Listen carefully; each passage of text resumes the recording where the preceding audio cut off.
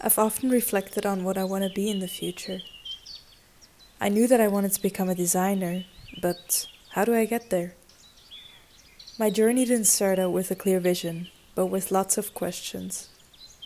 Questions about who I am and who I want to become. I asked myself, what are my skills? What do I care about? And what are my interests? I researched, brainstormed, and made lists. What kept reoccurring? Colors, textures, wood, nature, and food. But how do these fragments come together, and what do I want to pursue? How do I envision my future landscape?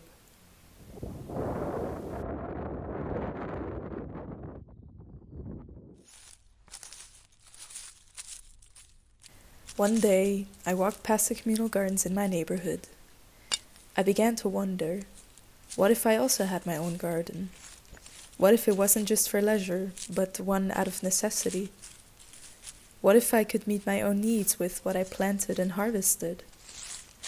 If growth meant survival, what seeds would I plant first? And how would my planting change if every harvest fed my household? What would gardens in my community look like? How diverse would our harvests be if everyone grew their own? What crops would my neighbors choose to plant? And what stories would their choice tell? Which spaces could be reimagined as growing places? What if we lived in a world where this became a norm?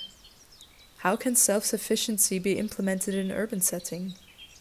And how would our cities look, feel, and function if every household became its own small ecosystem?